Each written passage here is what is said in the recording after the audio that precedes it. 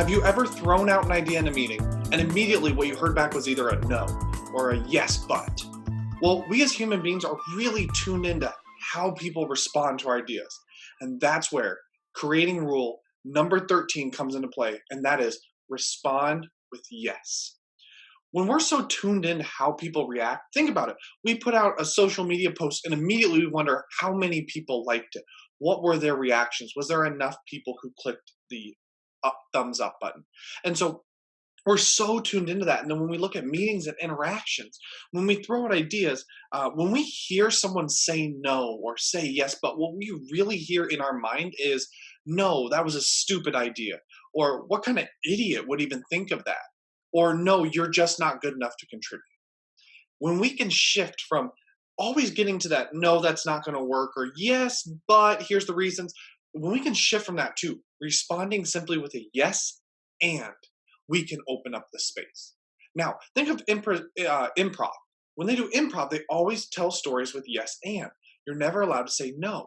That continues the story and builds on it, and we become a partnership and what that end result of that story is. The same thing in business. When we say yes and in every conversation and every idea, what we do is we create subtle meta messages that actually go out that say you're valued, your contribution. We accept your ideas every time we say yes and.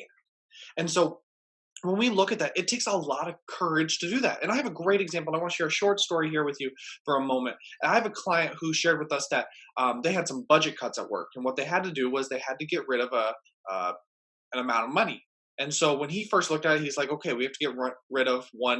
And he called it FTE because it was really hard to say we have to get rid of one of our employees. And when he brought it to the floor, what he did was he opened the space to his team.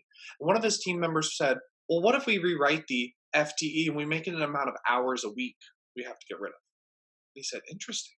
So he went back and he looked at it, and it was about 32 hours per week. And immediately people in the department started throwing out, well, you know what, I've actually been considering coming back to part-time a little bit. What if I, took one day off a week and get back to 8? And then another person said, you know what, my family needs me a little bit more than they have. How about I take a day off as well? And they kind of maneuvered, and they found out that they were able to get 32 hours very quickly without ever having to actually let someone go. And what that was instead of immediately shutting down no or yes, but that's not going to work, it was immediately yes and. Let's see where this goes. Yes and, yes and. And when we see the yes ands, that's where we see possibility. It takes a lot of courage, a lot of willingness to understand that this can go anywhere, and that's kind of scary for people. So there's a lot of possibility.